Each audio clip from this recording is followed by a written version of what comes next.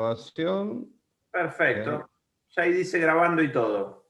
Bueno, ¿listo entonces? Listo. Bárbaro, la clase es tuya entonces. Chao, hasta Gracias, luego. gracias. Chao, chao, nos vemos. Bueno, gente, ¿qué tal? ¿Cómo les va? Hola, Damián. Hola. ¿Qué tal, Mirta? Tomás. Ahí lo veo que se está conectando Emilio. Fabricio. Hola, Listo. doctor. ¿Qué tal? ¿Qué Buenas tal? tardes. Bueno, más o menos estamos bastante cerca del parcial. Les subí, no sé si lo han podido ver, el material, el trabajo práctico sobre algunas, son 4 preguntitas en realidad, con el objetivo de que ustedes, si tienen dudas, puedan llegar a despejarlas tratando de resolverlo. Hay una cláusula que tienen que analizar. ¿Lo vieron subido al campus o no? Sí. Perfecto. Bueno. Sí, señor. La idea en esto es que lo tomen como una ejercitación después de estudiar.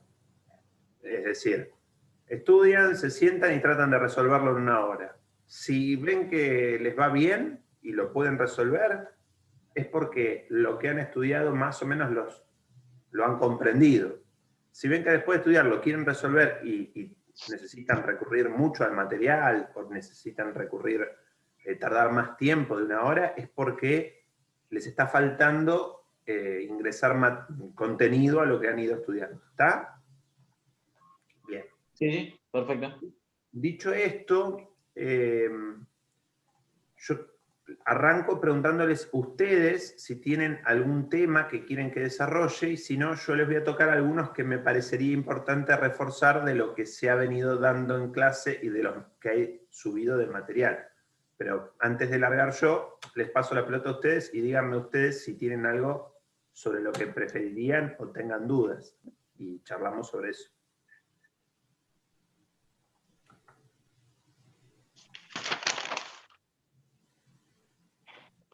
Doctor, buenas tardes. Sí. Hay en el parcial, más o menos, en lo que es, yo leí el artículo de la doctora Bricio, lo que es el tema de la firma digital, Sí. ¿en qué es lo que van a acentuar? Mira, no, digamos, primero hay una cuestión a tomar en cuenta importante, que es que ustedes en el parcial oral, en el sistema que tenemos nosotros, arrancan eligiendo un tema y exponiendo sobre el tema que eligieron. Nosotros, de entrada, no es que no los interrumpimos, los escuchamos hablar, digamos. Después le hacemos alguna pregunta sobre el tema elegido, y después hacemos otras 2 preguntas, en general, de otros temas de la unidad. Si elegís firma digital como un tema y te gusta hablar de firma digital, bueno, tenés que más o menos conocer la ley 25506, creo que es, y de esa ley, por lo menos la diferencia entre firma electrónica, firma digital, cuál es el concepto de instrumento electrónico, cuál es la modalidad, o sea, qué de las 2 acredita autoría e integridad. Saben que la firma digital da estos 2 atributos y la electrónica no. Bueno, si elegís el tema, como que tenés que manejar por lo menos los 6, 7 artículos principales de la ley. Ahora, si no elegís el tema, con que logres identificar bien la diferencia entre firma digital y electrónica, está perfecto, porque no son preguntas que se suelen hacer por fuera de lo que ustedes preparan del programa, digamos. Simplemente nombrarlas como formas de manifestación de la voluntad. Claro, a ver, de vuelta, si elegiste el tema, más que nombrarla. Si no elegiste el tema para exponerlo, poder diferenciar electrónica de digital. Perfecto, gracias. Por nada.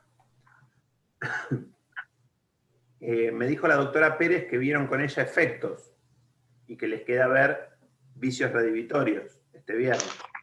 Correcto, ¿no es cierto?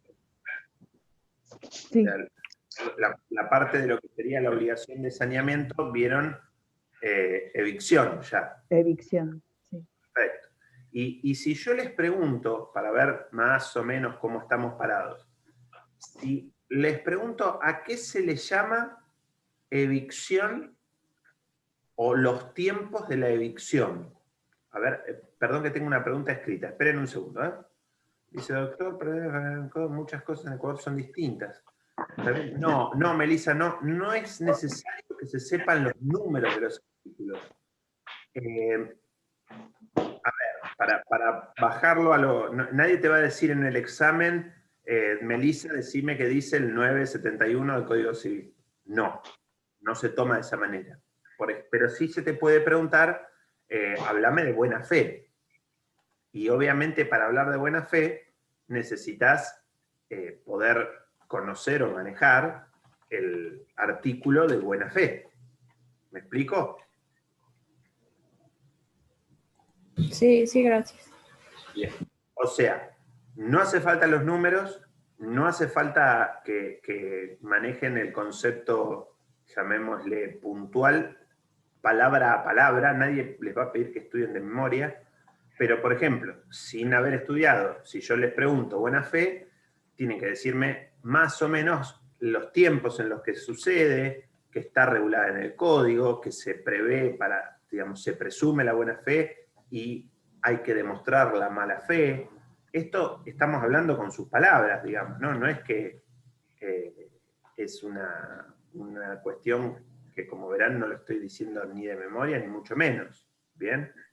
Lo grueso acá es, ¿qué pasa con los contratos? Bueno, en todas las instancias, en la celebración, en la interpretación y en la misma ejecución, hay que digamos, tener presente la buena fe de ambas partes.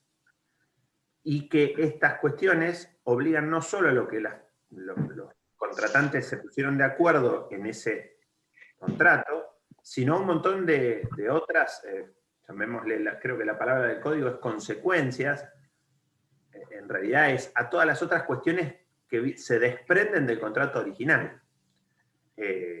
Y después, bueno, viene lo que ya charlamos en clase, creo que con Mirta, la clase pasada o la anterior, sobre cuando dice esto de alcances que razonablemente, con un contratante cuidadoso y previsor. Esta pauta del contratante cuidadoso y previsor, entendida siguiendo, como les contaba, toda esta diferenciación que hay el buen hombre de negocios, el buen padre de familia que viene del derecho romano, y que es una suerte de estándar que se va, digamos, que varía según la zona y el tiempo, pero que se calcula con cierta rigurosidad para todos los, por ejemplo, contratos onerosos. Y creo que les di el ejemplo del depósito, y si no mal recuerdo, hablamos de un lugar de cuidado de animales, de perros, creo que les puse el ejemplo. ¿Puede ser? Sí, sí. Perfecto. Del vecino o de una guardería. Perfecto. Bueno, ahí entonces, no hablamos del artículo, siguiendo lo que preguntaba Melissa, pero sí explicamos de qué se trata la buena fe y utilizamos conceptos del artículo. ¿Está? Entonces, nadie te pide el 9... ¿Qué dice el 961? No, eso, así no te vamos a tomar. Pero sí, por ejemplo, ¿qué es la buena fe? Entonces, está regulada en el código. No hace falta que te acuerdes el artículo. Es más, está en varias partes, porque el 16 del código nuestro también lo trae. Con lo cual, ese tipo de contemplaciones lo tenemos aún para alumnos nacionales. Imagínate que para quienes no vienen viendo el código, como es el caso de ustedes, más aún. Lo importante acá son los conceptos. ¿Tá? Dicho hasta acá, entiendo que no hay unidades en particular de las que quisiera hablar a ustedes. Yo quería detenerme un segundo en interpretación, más que nada porque suele traer...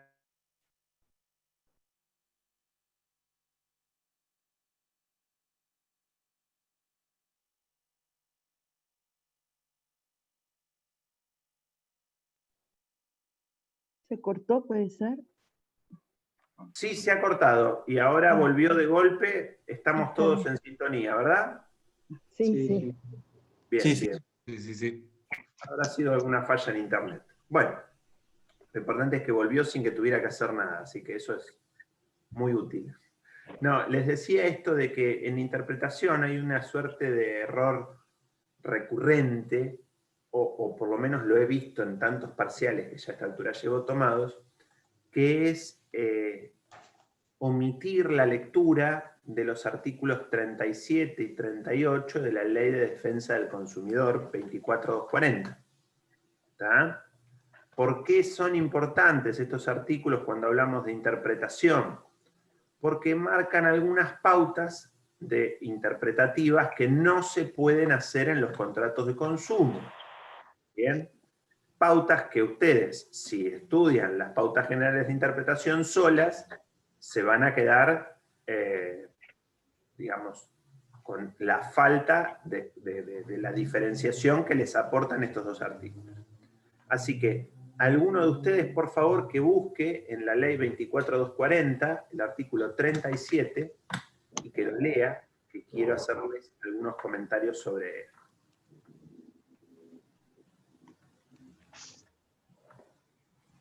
Como digo siempre, si no hay voluntarios, va el famoso dedo y diré, lee tal. Yo no tengo la ley a mano, perdón.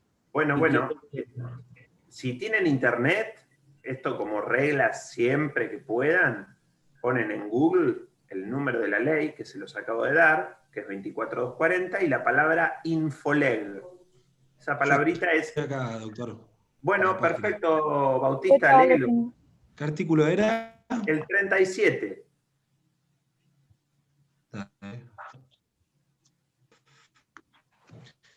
Sin perjuicio de la validez del contrato, se tendrán por no convenidas las cláusulas que desnaturalicen las obligaciones o limiten la responsabilidad por daños, las cláusulas que importen renuncia o restricción de los derechos del consumidor o amplíen los derechos de la otra parte, las cláusulas que contengan cualquier precepto que imponga la inversión de la carga de la prueba en perjuicio del consumidor.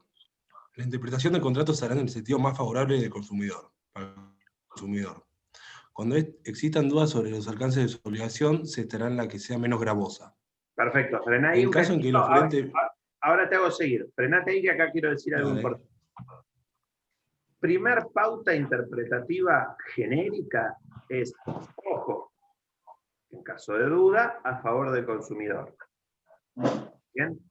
Segunda pauta interpretativa muy importante, cualquier cláusula en este contrato que sostenga que la carga probatoria está en cabeza del consumidor, por ejemplo, el mal funcionamiento de algo que el consumidor lo debe probar o lo que fuera, no va a poder considerarse válidamente incluida. Lo mismo sucede con aquellas que sean renuncias o restricciones de derechos del consumidor. ¿Bien? Pero ¿qué es lo medular o lo importante? No es que el contrato pierde efectos por contener alguna de estas cláusulas. No, el contrato es válido. Lo que se van son estas cláusulas y van a ser reemplazadas por cláusulas acordes a lo que establece la ley. Entonces, en un contrato de 100 cláusulas, donde una de ellas dice que será el consumidor el que deba aprobar el mal funcionamiento del equipo comprado, no es que por contenerla queda nulo ese contrato, no. Lo que sucede es que ese contrato es válido sin esa cláusula. ¿Está? En interpretación, digamos, ustedes imagínense que el lenguaje que utilizamos, todos acá hablamos español, pero tiene vaguedades, ambigüedades y otra serie de defectos que hacen que podamos tener dudas sobre lo que se quiso decir con el lenguaje.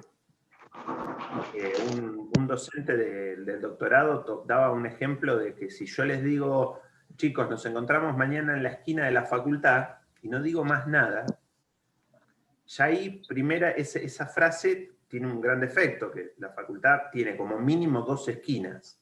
Bien, la de Irigoyen en nuestra ciudad, para los que no son de acá, nuestra facultad está en la calle 25 de Mayo, entre Irigoyen y Mitre, ¿no? Son esas 2 calles. Y ya ahí hay 2 esquinas. Vamos a suponer que fui previsor y digo, nos encontramos en la esquina 25 de Mayo e Irigoyen. Bien, pareciera que ahí no habría tanto margen de duda, pero a su vez, 25 de Mayo y Irigoyen tiene 4 esquinas. Entonces, tenemos formas de hablar que pareciera que simplifican y que nos entendemos, o que, si bien hay pequeños defectos en esa comunicación, no nos preocupamos porque son menores y entendemos que se van a subsanar. Bien, la interpretación mía pudo haber sido clara, que la esquina en la que me encontraba era la esquina donde está la plaza, por ejemplo, y para ustedes era la que está en diagonal, la que hay un estacionamiento. Y no hay mayor problema, porque nos vemos uno de una esquina y otra y nos volveremos a juntar. Pero es cierto que la frase, en principio, genera una vaguedad que requiere del intérprete para aclararse. Y este doctor Guibur, de apellido, es un filósofo del derecho muy interesante de escuchar. Si tienen alguna oportunidad de leerlo, háganlo, porque es muy, muy, muy interesante. Pero bueno, más allá de esto, otra de las cosas dice, bueno, cuando decimos en la esquina, ¿a qué nos referimos? ¿Exactamente al vértice de 45 grados angular en la calle? ¿O puede ser 5 metros para un lado, 5 metros para el otro? Pareciera que si uno ya se pusiera al extremo a aclarar, sobreabunda. ¿Por qué? Porque no es necesaria tanta información. Bueno, esto suele suceder también en los contratos y con cuestiones por ahí más que tienen un efecto jurídico importante. En cuanto a las fechas de pago, en cuanto a los montos, en cuanto al tipo de moneda, en cuanto a cómo y cuándo se va a considerar liberado el deudor. Hay una serie de cuestiones que van a generar dudas de interpretación. ¿Bien? Y el primer intérprete de cualquier contrato, ¿cuál les parece a ustedes que es? El juez, o las partes. Ah, ahí tenemos dos, me diste dos. ¿El juez o las partes? No, perdón, en primer lugar creo que serían las partes.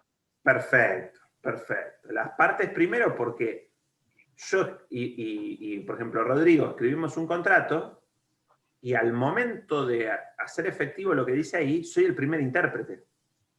Y si yo lo interpreté de una manera y vos lo aceptaste, bueno, esa interpretación fue correcta. No hay duda, porque somos las partes y nos pusimos de acuerdo y subsanamos cualquier error interpretativo que hubiera habido. ¿Bien? Ahora, cuando no nos ponemos de acuerdo, ¿quién es el segundo intérprete de lo que dice el contrato?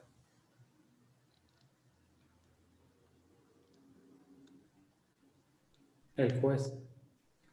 El juez, para algunos es el que sigue, que es la interpretación que hace el juez. A mí me gusta aclarar que antes que llegue al juez pasa por el abogado. Y no es porque, digamos, yo lo sea, sino porque es muy importante analizar que el abogado que hace la segunda interpretación es el que va a decir, mirá, Tomás, lo que vos me traes y me estás planteando, ¿es procedente o no es procedente? Hacé un reclamo o no, no pierdas tiempo, porque no tenés razón, porque yo interpreto desde mi conocimiento lo que dice acá. Es una segunda interpretación. Claro, lo cierto es que la parte, si considera que tiene razón, la interpretación del abogado la va a cambiar hasta que encuentre la de un abogado que le diga lo que quiere escuchar. Entonces, suele darse que por más interpretación que haga el abogado, a la hora de visualizarse en un reclamo, va a ser coincidente con la del reclamo de la parte. ¿Está? Porque es muy probable que si hubo diferencia entre la interpretación de la parte y la interpretación del abogado, esa parte cambie de abogado. Algunos hacen caso y no hacen el reclamo al final, pero bueno, no les digo que es la mayoría de los casos, es la minoría. Después viene la interpretación que hace el juez, que se la considera interpretación última.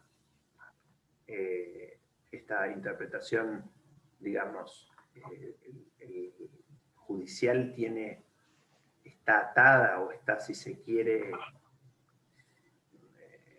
sujeta a un principio del derecho procesal, que se llama principio de congruencia. El principio de congruencia, para aquellos que no dieron la parte procesal todavía, es aquel que dice que el juez se tiene que atener a resolver sobre el conflicto que las partes pusieron bajo su órbita. Es decir, que no se puede ir en más, en menos o en algo diferente a lo que le plantearon. esto cuando una sentencia resuelve en más, se llama que resolvió ultra petita. Es un latinazgo que quiere decir más de lo pedido. Y si resolvió en menos, resolvió infra petita. ¿Está? Y bueno, si resolvió distinto, extra petita. Serían estas tres variables de resolución que pueden darse. Entonces, les comentaba esto porque la interpretación del juez, que es la que se considera como interpretación última o interpretación suprema, le dicen algunos, también esto es relativo porque el juez al que se somete, cuando decimos el juez, en realidad tendríamos que estar hablando de poder judicial, porque puede ser que una interpretación de un contrato sea sometida a un juez de primera instancia y las partes no estén de acuerdo y por vía recursiva lleven a la Cámara. Y ahí la Cámara va a resolver y por ahí le da la razón al juez de primera instancia, pero por ahí da vuelta a lo que dijo el juez de primera instancia. Entonces, la interpretación suprema, en todo caso, será la del juez de la última instancia que pueda plantearse en el proceso. ¿Está? Entonces, como línea, digamos, de trabajo, ustedes sepan que la interpretación es una herramienta que utilizamos los seres humanos en su conjunto todo el tiempo a la hora de, digamos, resolver conflictos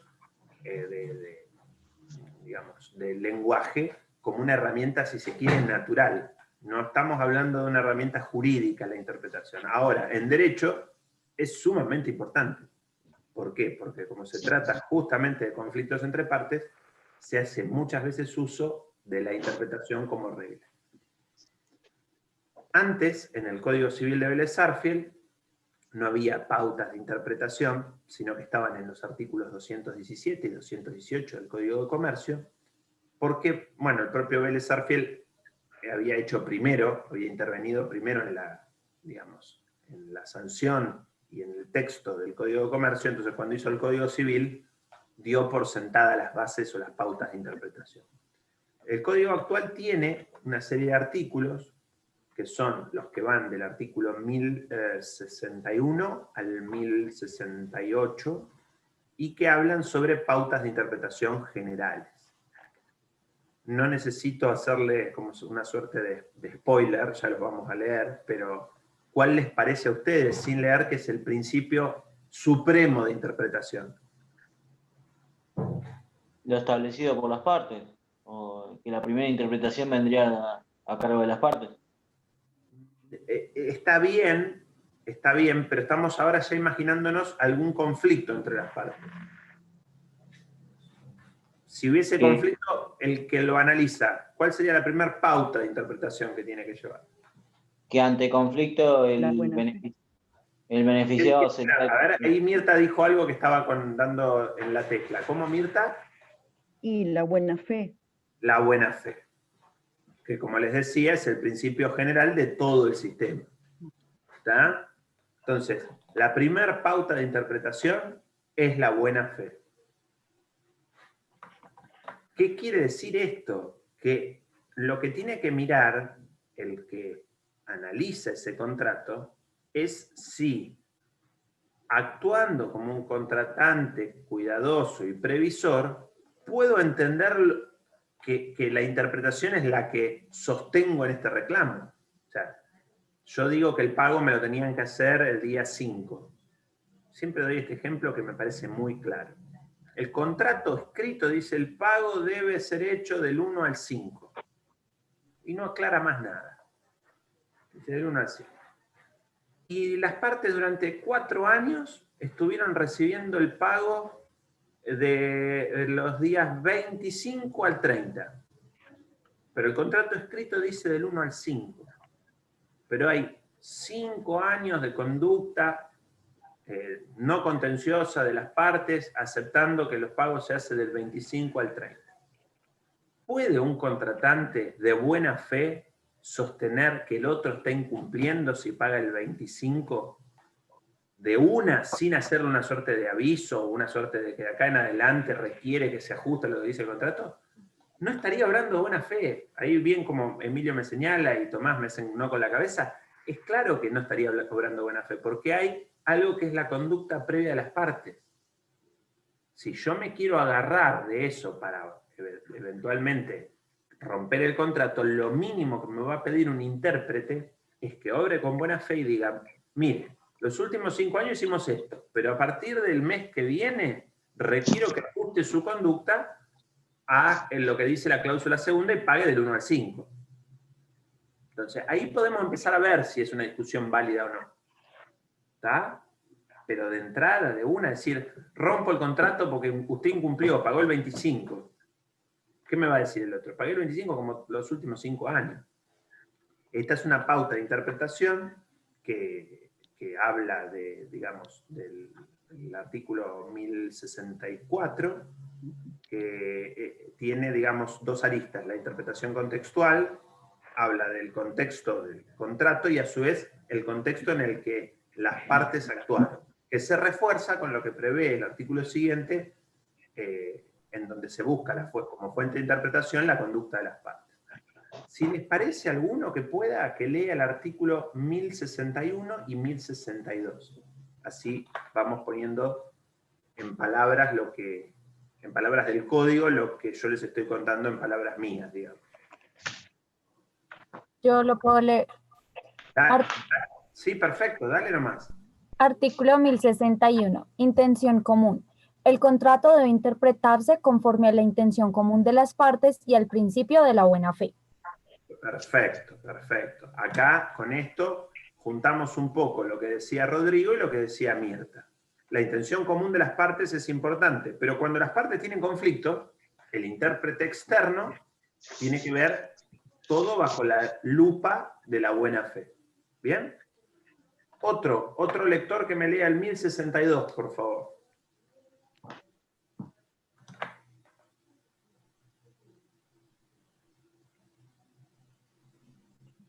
Yo lo leo. Dale.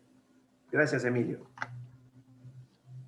1062. Interpretación restrictiva. Cuando por disposición legal o convencional se establece expresamente una interpretación restrictiva, debe estarse a la literalidad de los términos utilizados al manifestar la voluntad. Este artículo no es aplicable a las obligaciones del predisponente y del proveedor en los contratos por adhesión y en los de consumo, respectivamente. Perfecto. Fíjense ustedes que la interpretación restrictiva, la palabra restrictiva, implica que vamos a tener que irnos a la literalidad de los términos. En muchos contratos se pone un glosario de definiciones. No piensen en un contrato de compraventa de un alfajor, porque no hay ni siquiera contrato escrito. Pero piensen por ahí un contrato entre una farmacia y una droguería, donde hay una serie de conceptos técnicos que requieren de ciertas aclaraciones previas. Entonces, aclaran que es de interpretación restrictiva y aclaran que las definiciones están puestas en el anexo o glosario adjunto al contrato. Entonces, las partes también firman los alcances de esos términos. ¿Se entiende esto? Sí. Bien. Yo les leo así rápidamente, bueno, obviamente el 1063 léanlo, pero palabras más, palabras menos, le dice cuando, digamos, las partes empleen palabras que tienen un significado común, un significado general, es ese el que hay que dar en cuenta. Si hubiese un modismo muy de las partes, o sea, vuelvo al ejemplo de pago contado. Si para esas partes pago contado es hasta 60 días y para todos es en el momento, eso tiene que estar explicado. ¿Está? ¿Y por dónde se explica? Bueno, un acuerdo de partes que aclare eso, los usos y prácticas del lugar o alguna definición que surja de la propia ley. ¿Bien? Es muy interesante en esto de interpretación, si tengo tiempo, no para el parcial, pero para que lo vean, hay un fallo, no es local, donde se discute sobre el valor interpretativo de un emoji. ¿Vieron los simbolitos con los que muchas veces se escribe? Bueno, ahí hay un tema, porque la interpretación de un emoji debería considerarse que ese símbolo que estamos usando no deja margen de duda de lo que estamos hablando. sea, si yo hablo, digo, tiene que ser claro para todos. Es más, les voy a mostrar algo, a ver qué opinan ustedes, para ver si nos podemos poner de acuerdo. Ahí les voy a mostrar algo, a ver qué me dicen ustedes. Mientras charlé me parecía, es un buen ejemplo de una situación que da dudas sobre lo que estamos hablando. Miren, ¿se está viendo en la pantalla mi pantalla? No, ¿no? No. No. No, Un segundo. Ahí están viendo mi navegador, ¿verdad? Sí. ¿Lo ven a este simbolito? sí, Bueno, sí. en principio, les pregunto, ¿qué indica esa cara para ustedes? Enojado. De No enojo, confundiendo. furia. Enojo, furia. ¿Alguien algo distinto que esto? Alguien No, estornudando no, con COVID.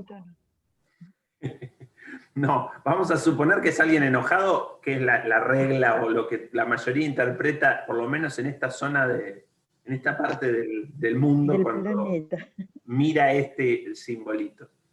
Pero cada uno de los emojis tiene una pauta de interpretación dada por digamos, una suerte de organización sin fines de lucro que es la que los regula.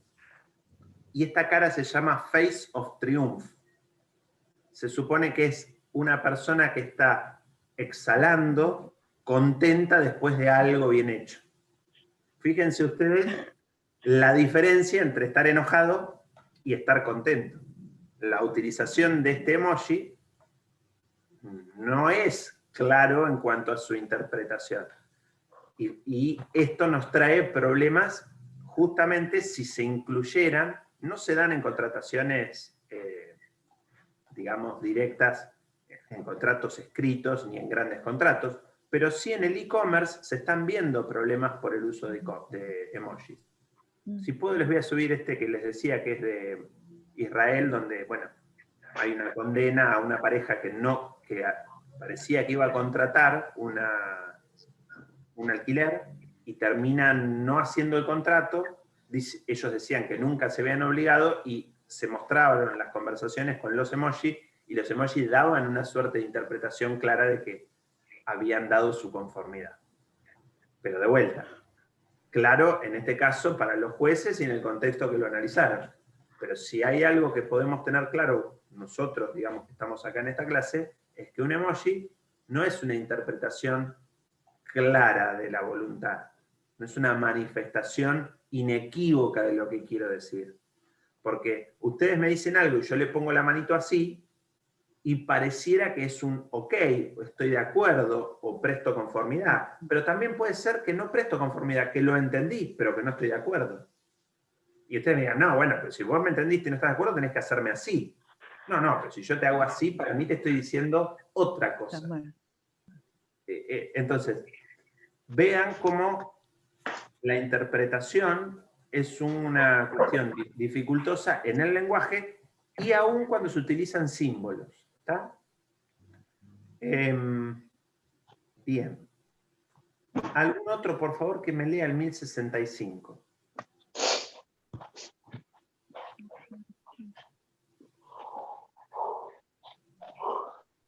Lo leo si quiere. Dale, por favor. Fuentes de interpretación. Cuando el significado de las palabras interpretado contextualmente no es suficiente, se deben tomar en consideración: A. Las circunstancias en que se celebró, incluyendo las negociaciones preliminares. B. La conducta de las partes, incluso la posterior a su celebración. C. La naturaleza y finalidad del contrato. Bueno, vieron acá es la bajada de texto legal de lo que veníamos charlando. ¿Tá? Entonces, ¿las palabras son todo en el contrato? No. No solo nos tenemos que guiar con las palabras, sino con cuestiones que son extra contrato, como son la conducta de las partes, circunstancias previas, incluso las negociaciones, si es que las mismas están por escrito, hay un fallo bastante bueno también, que se llama Leopard. Para esta primera parte yo no les voy a pasar fallos para que estudien y los tengan que tener en cuenta para rendir. ¿Por qué? Porque ustedes están viendo la parte general. Cuando vayamos a la parte especial vamos a ver algunos fallos y esta suerte de aplicación en algunos contratos. Pero los fallos muchas veces sirven para entender qué pasa en la práctica. Y este fallo que les comento, que se llama Leopard, era un martillero que celebró, digamos, un acuerdo para vender una propiedad de su cliente, y este hombre se encontró con una limitación, que cuando le fueron a pagar, le querían pagar por el valor que figuraba en los papeles, en la escritura. Ustedes saben que los martilleros cobran una comisión por el valor de la venta. Y también saben, o si no lo saben, por ahí las compañeras que son de afuera, no sé cómo será en sus países, pero en Argentina suele pasar que la transacción se celebra por un valor real, pero se suele declarar por las partes un menor valor. ¿Para qué? Para pagar menos impuestos. Entonces, claro, se usa a veces el valor fiscal o a veces un valor simulado, digamos. Esto es muy, muy común. Lo que no es tan común es que al martillero le quieran pagar por el valor más bajo, por el valor declarado. Pero se le paga por el valor real. ¿Por qué? Porque es el que concertó la operación. Es el que sabe realmente cuánto está cobrando el vendedor y cuánto está pagando el comprador. Bueno, en este fallo el martillero logró demostrar con cuestiones ajenas a los contratos, como fueron conversaciones de WhatsApp, correos electrónicos, el verdadero valor de la operación. Era una venta de un campo y bueno, le pagaron menos de la mitad de lo que le deberían haber pagado. Entonces, fíjense de nuevo cómo cuestiones que están afuera de lo escrito tornan importancia o relevancia en determinadas actividades. ¿Bien? Bueno, para redondearlo de interpretación, yo les planteaba que tomen estos artículos, son sencillos, son una suerte de guía de pasos del 1061 al 1068. Los que nos quedan ver, uno es el principio de conservación del contrato, que busca que siempre, si hay alguna cláusula que se puede interpretar de una manera que lleve a la nulidad del contrato y otra interpretación de esa cláusula que no lleve a la nulidad del contrato, hay que estar a la conservación. ¿Está?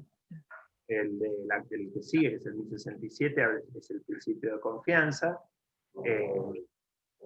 Básicamente es plasmar la teoría de los actos propios en un artículo. ¿Se acuerdan cuando yo les hablaba de que de la buena fe se desprende la teoría de los actos propios? Bueno, el 1067 es la, digamos, cristalización de la teoría de los actos propios en un artículo. ¿Por qué? Porque justamente dice que es inadmisible una contradicción con una conducta jurídica relevante y previa del mismo sujeto. El ejemplo que les daba hoy de la persona que históricamente aceptó el pago del 25 al 30.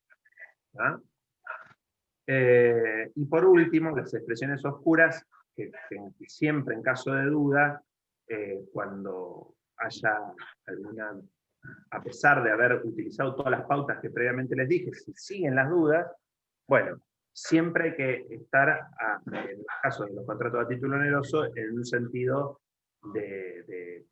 digamos, más equitativo a ese sinalagma contractual, a ese equilibrio que tiene que haber en el contrato. Y en cambio, si es un contrato a título gratuito, siempre se tiene que interpretar una expresión oscura en el sentido menos gravoso para quien se obligó. ¿Está?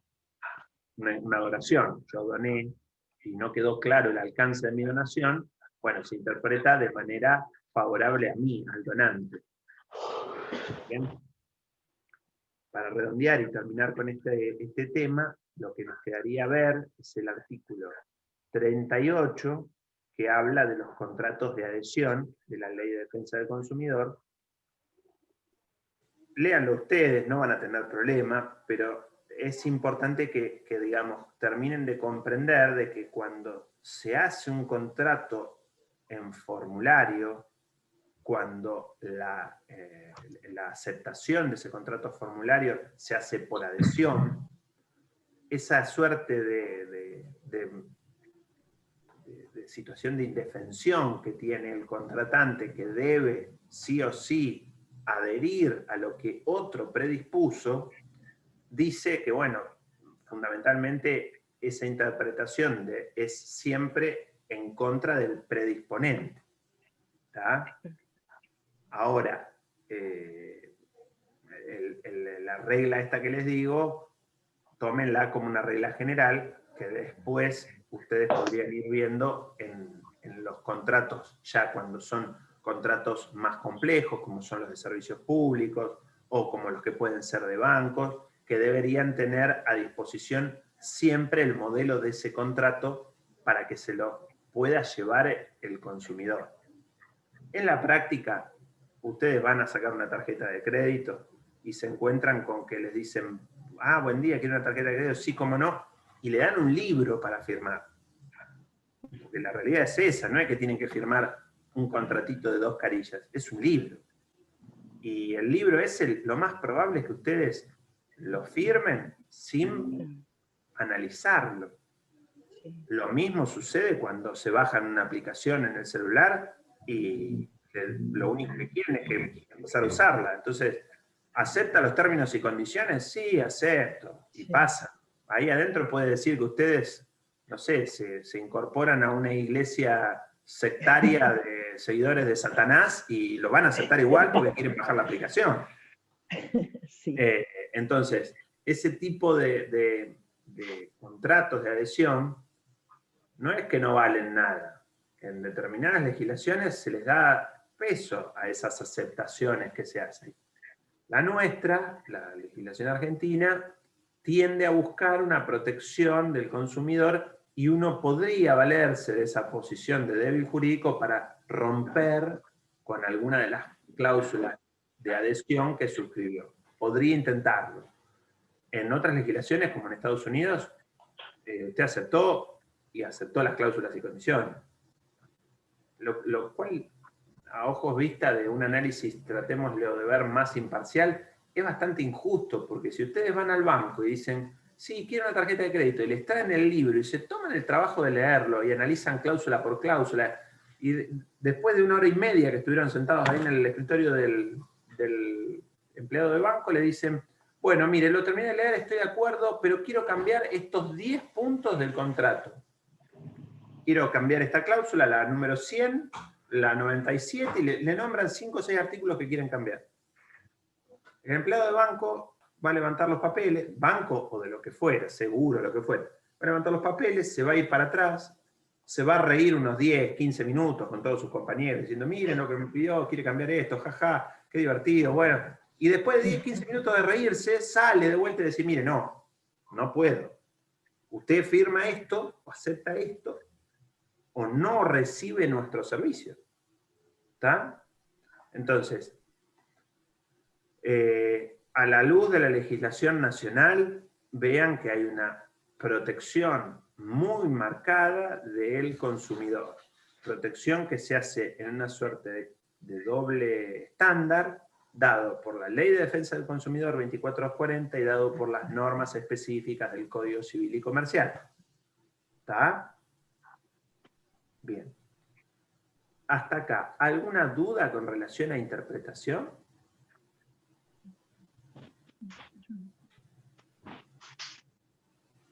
Estamos bien.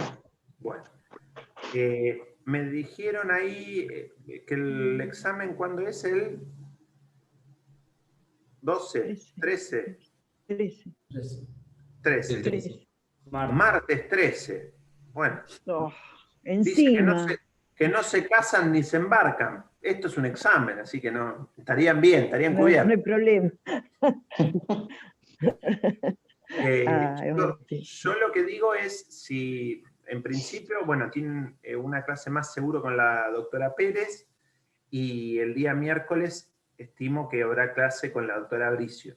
Si alguna cuestión después de estas 2 clases le genera dudas antes del parcial, y cuando digo antes del parcial no me refiero al día 12 a las 23:40, porque ahí probablemente tarde en verlo.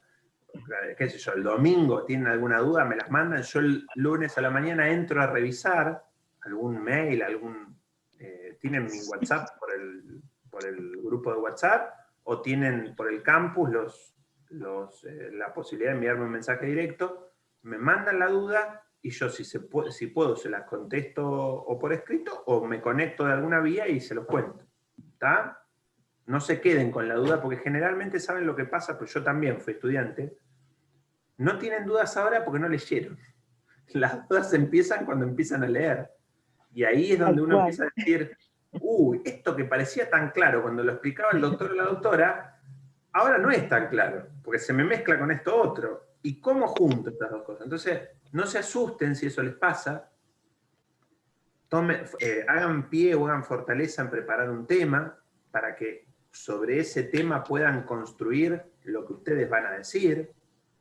Utilicen todo el material que hay en el campus, que hay bastante material.